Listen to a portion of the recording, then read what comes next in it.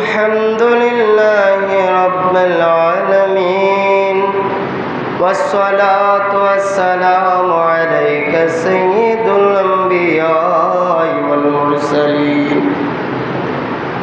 نحمده ونصلي ونسلم على رسوله الأمين الكريم الرؤوف الرحيم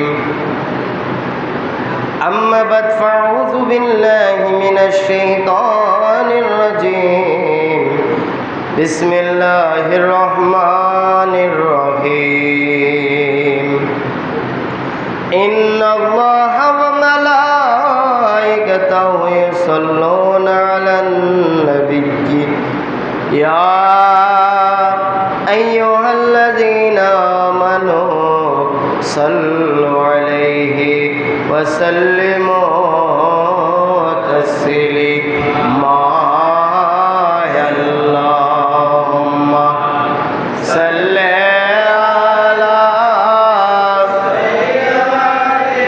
سيدنا مولانا محمد وعلى آل سيدنا اللهم صل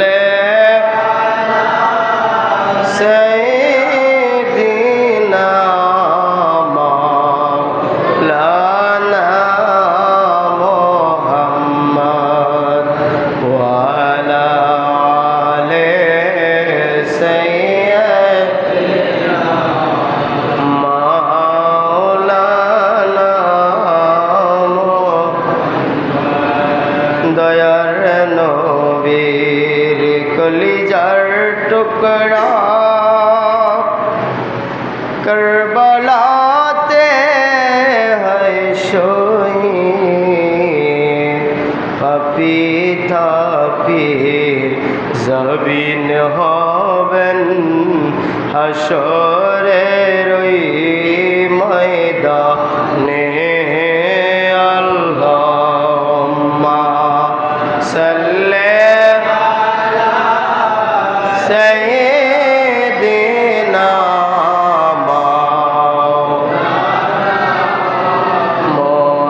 মুহাম্মদ ওয়া আলা আলি সাইয়্যিদিনা মাওলানা মুহাম্মদ। আলহামদুলিল্লাহ আলহামদুলিল্লাহ রব্বিল আলামিন আসসালাতু আসসালামু আলাইকা সাইয়্যিদুল আম্বিয়া ওয়াল মুরসালিন।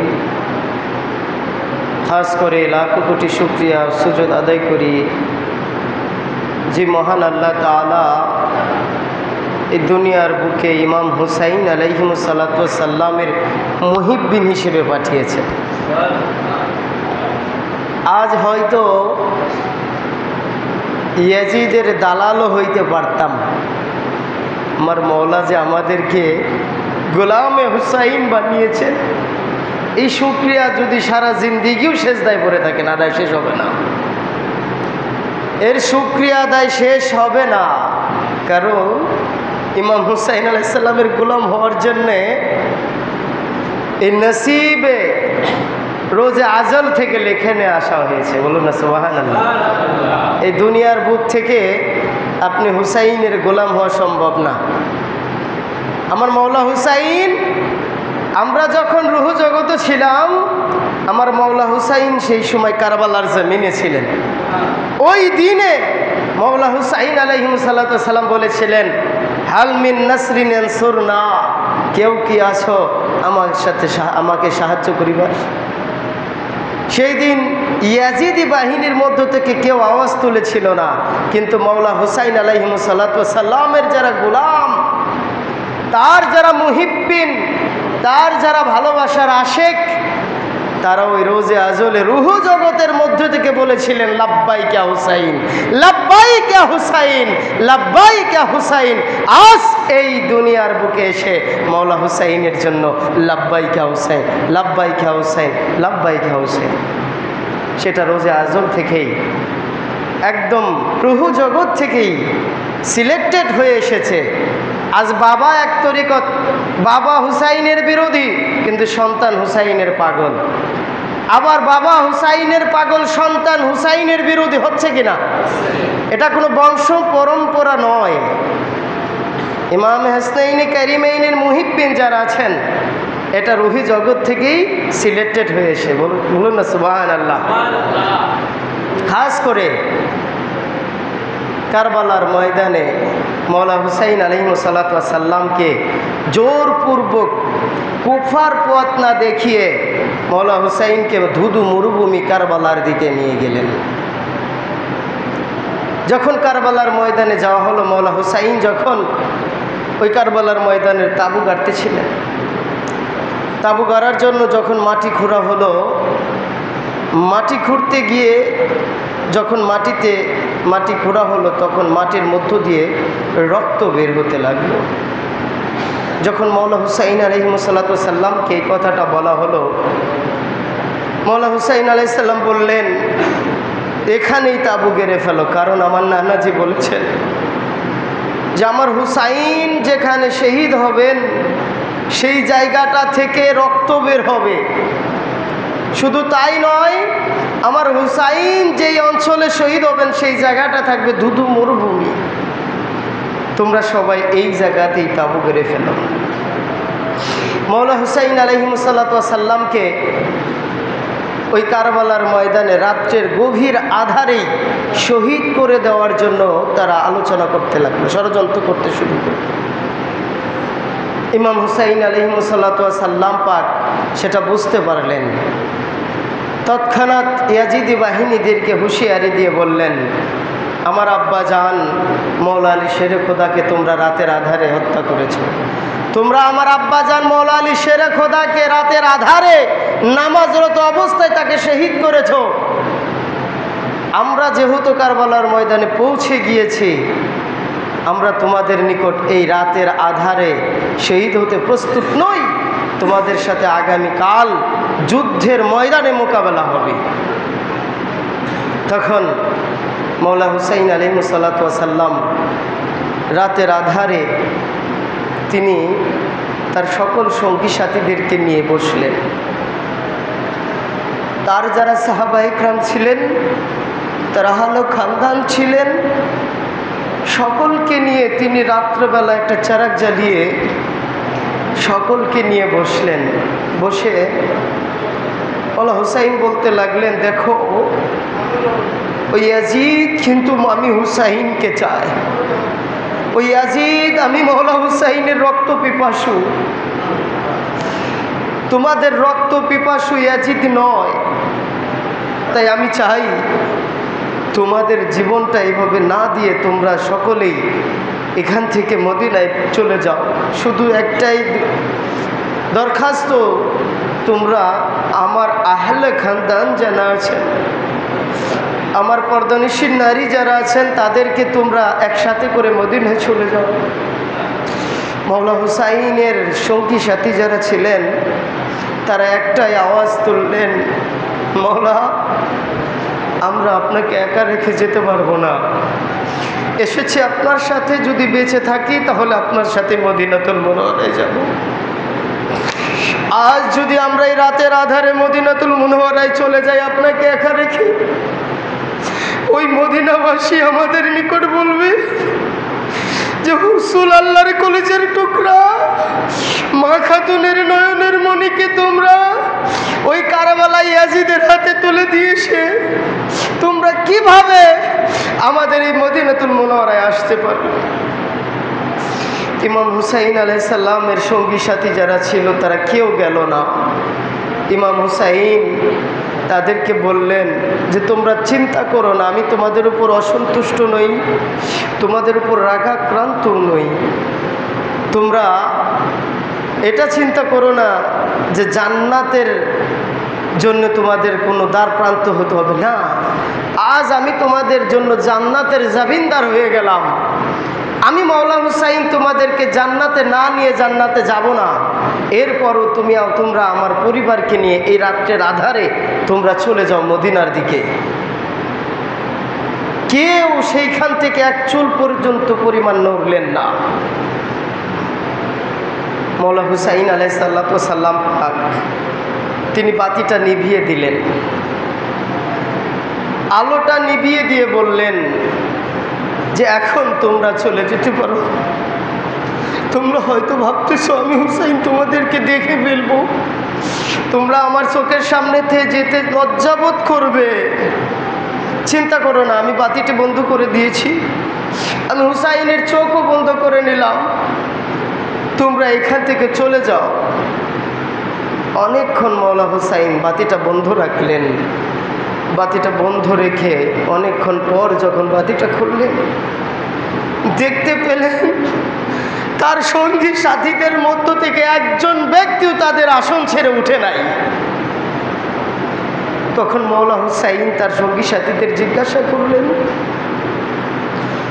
তোমরা তো ইচ্ছা করলে পারতে নিজেদের জীবনটা নিয়ে মদিনায় চলে যেতে, তোমরা জানো যে আগামীকাল সকালবেলা তোমাদেরকে শহীদ হতে হবে, এটা জানার পরেও কেমনে তোমরা এখানে এত সাহস নিয়ে বসে থাকলে?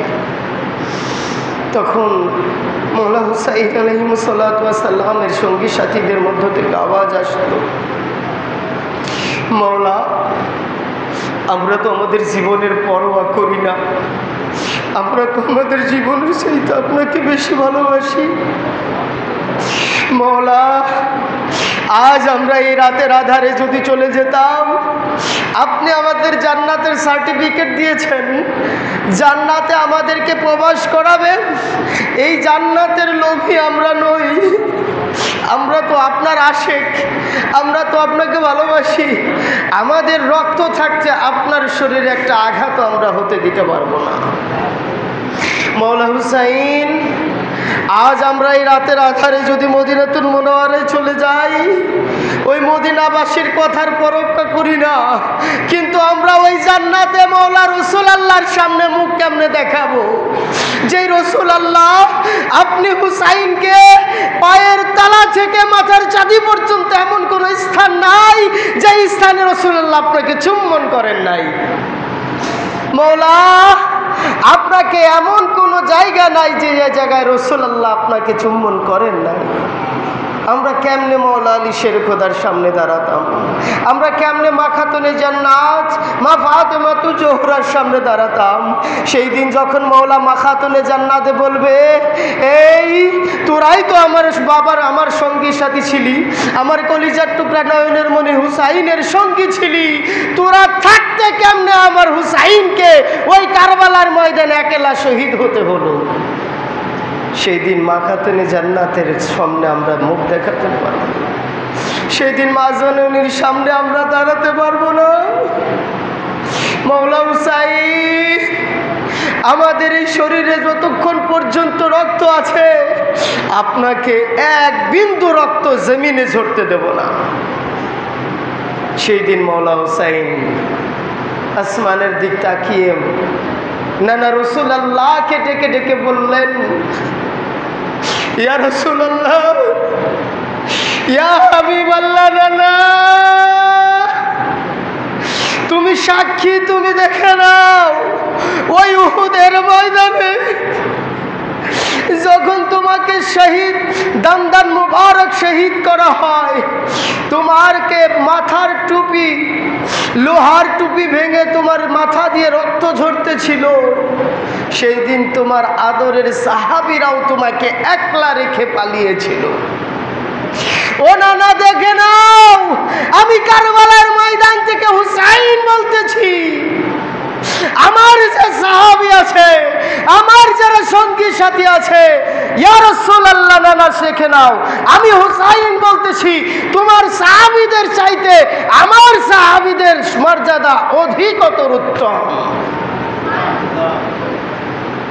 মৌলা হুসাইন সেই দিন তার সঙ্গী সাথী, তার সাহাবী, তার মুহিব্বিন আশেক, তার আত্মীয় স্বজন যারা ছিলেন তাদের প্রতি এতটাই সন্তুষ্ট হলেন তাদের মর্তবাকে সেই জন্য মওলা হুসাইন বাড়িয়ে দিলেন। সেই জন্য কারবালার যারা শহীদ আছেন তাদের প্রত্যেককে বলতে হয় আলাইহিমুস সালাতু ওয়াস সালাম। সুবহানাল্লাহ। ইমাম হুসাইন আলাইহিমুস সালাতু ওয়াস সালাম ওই কারবালার ময়দানে যখন ফজরের নামাজ আদায় করলেন, সমস্ত সঙ্গী সাথীদের সাথে করে নিয়ে সকলে যখন ফজরের নামাজ আদায় শেষ করলেন, একটু আলো হলো, একের পর এক এসে বলতেছেন, মওলা আপনি আমাকে অনুমতি দেন, আমি কারবালায় যাব।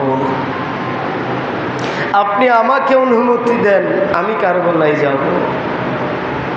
অথচ যারা কারবালাতে গিয়ে যাবে কিন্তু আর তাঁবুতে ফেরত আসবে না, মওলা হুসাইন জানেন। কারণ মওলা হুসাইন আলাইহিমুস সালাতু ওয়াস সালাম পাকের সঙ্গী মাত্র ৭২ জন, আর অপোজিট সাইডে ইয়াজিদের বাহিনী একজন নয়, দুইজন নয়, ২২,০০০ সৈন্য। যেখানে মওলা হুসাইন আলাইহিমুস সালাতু ওয়াস সালাম পাকের সঙ্গীদের হাতে ভালো কোনো অস্ত্রও নাই, ভালো কোনো তরবারি নাই। কারণ মওলা হুসাইন তো যুদ্ধের জন্য আসেন নাই, মওলা হুসাইন তো যুদ্ধ করতে এই কারবালায় আসেন নাই। মওলা হুসাইন তো ইসলাম প্রচারের জন্যে হেদায়েতের বাণী কুফা নগরীতে পৌঁছানোর জন্য তিনি কুফার দিকে রওনা হয়েছিলেন।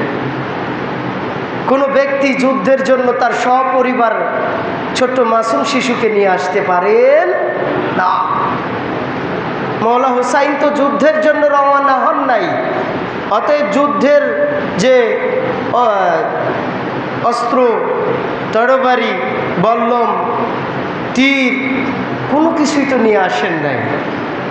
মওলা হুসাইন আলাইহিমুস সালাতু ওয়াস সালাম তার সঙ্গী সাথীদেরকে কিভাবে অনুমতি দিতে পারেন যে তারা যাবেন ঠিকই, কিন্তু ওইখান থেকে আসবেন তাদের দেহ মোবারক লাশ হয়ে।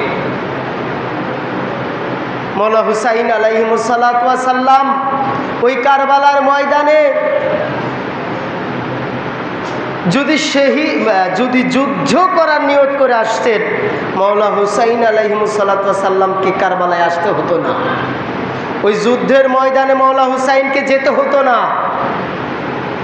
মওলা হুসাইন শুধু ৩ জন ব্যক্তিকে যদি যুদ্ধের ময়দানে পাঠাতেন যে আমরা যুদ্ধ করব ইয়াজিদি বাহিনীদের সাথে, জাস্ট ৩ জন ব্যক্তিকে মওলা হুসাইন পাঠাইতেন, আর ওই পাশে ২২,০০০ নয় ২২ লক্ষও যদি থাকতো, ওই ৩ জন ব্যক্তির কাছে মওলা হুসাইন আলাইহিস সালামের সঙ্গী, মওলা হুসাইন আলাইহিস সালামের যারা মুহিব্বিন ছিলেন তাদের কাছে ২২ লক্ষ কোনো কিছু নয়।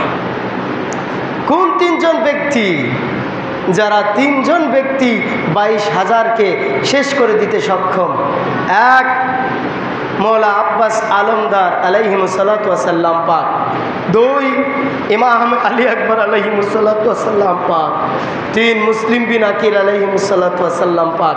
এই ৩ জন ব্যক্তিকে যদি ৩ পাশ থেকে যুদ্ধের ময়দানে প্রেরণ করা হয়, একজন কাফের, একজন মুনাফিকও এখান থেকে তারা পাবে না। সেখানে মওলা হুসাইন আলাইহিমুস সালাতু ওয়াস সালাম তো যুদ্ধ করতে যান নাই, তিনি তো গিয়েছিলেন ইসলামের বাণী ওই কুফা নগরীতে পৌঁছানোর জন্য।